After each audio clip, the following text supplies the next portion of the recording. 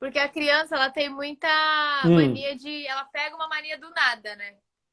E aí, se uma criança tá, sei lá, já. gripada, resfriada, ela tá respirando pelo nariz, tá tudo bem. Aí ela fica resfriada, né, nariz entope e ela começa a respirar pela boca. Você acha que isso influencia no resto do crescimento dela, dela se tornar uma respiradora bucal? Porque criança do nada, né? Muda de vida e tá tudo, e nem lembra como é que era antes. E aí você acha que as coisas são fatores ambientais, É. né? Será que tem a ver com isso?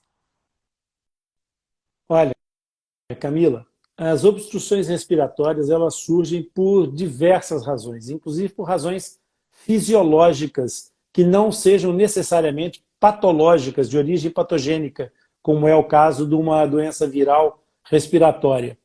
O que acontece é que uma criança, ela não aprende de repente a respirar pela boca. Ela vai descobrir isso quando a necessidade obrigar a encontrar um recurso. Se tu pegares uma criança que acabou de nascer, no instante em que ela nasce, e não desobstruir as vias nasais, não retirar, não fizer a aspiração e desobstruir aquela via aérea, essa criança acaba por sufocar, porque ela não nasce com o chip, Tem outro com a lugar que ela programação consiga neural respirar. de respirar pela boca. Não. Respirar é pelo Aham. nariz, a boca é para outras finalidades, é para se alimentar e sobreviver. Então, o aprendizado da respiração, na respiração oral, ele tem que ser gradual, ele vai aparecer num determinado momento. Então, quando nós pensamos nessa questão da obstrução respiratória por uma gripe, a respiração respiratória por uma gripe, ela é eventualmente potenciadora da descoberta de uma outra Uhum. via respiratória. É, sem dúvida nenhuma, um fator. Primeiro, porque ele acontece gradualmente. A criança não está respirando e, de É, repente, porque eu deixou lembro de que ter a quando passagem do eu nariz. tava O que resfriada, acontece? principalmente quando eu era pequena, que o tempo passava muito mais devagar, que quando eu voltava a respirar de novo, eu falava, caramba, isso que é respirar.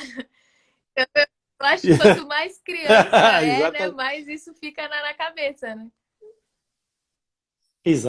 Exatamente. Mas aí o que acontece é que essa patologia ela se instala com um tempo de latência. Então é suficiente para a criança começar a descobrir essa respiração pela via oral e começar a fazer essa substituição. Só que esses momentos patológicos, eles podem não ser absolutamente Sim. determinantes, porque são temporais. E a criança voltando a respirar pelo nariz, ela pode novamente Uhum. perder a informação. O problema está nas obstruções crônicas, em situações, por exemplo, em que o tecido do nariz, o tecido interno da mucosa da fossa nasal, começa a ficar inflamado com regularidade.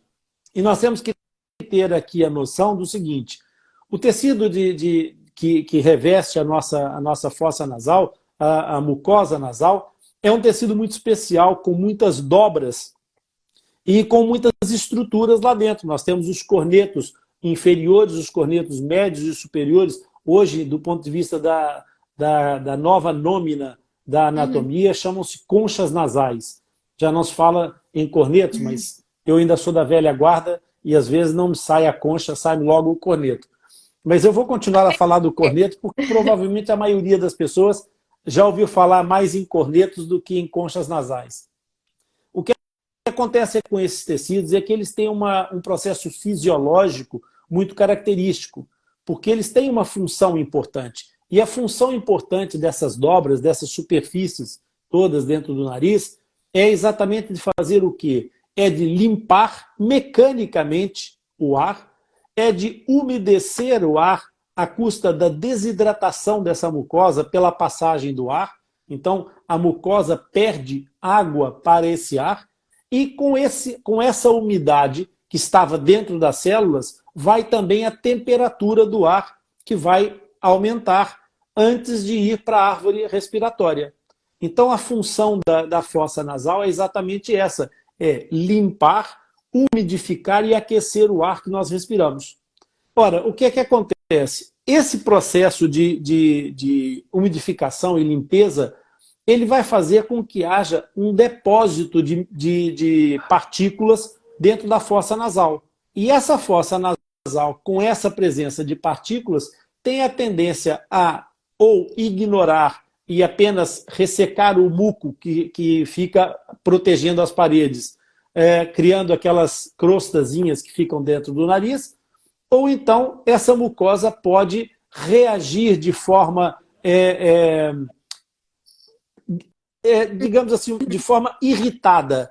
E essa irritação é, em linguagem técnica, uma inflamação.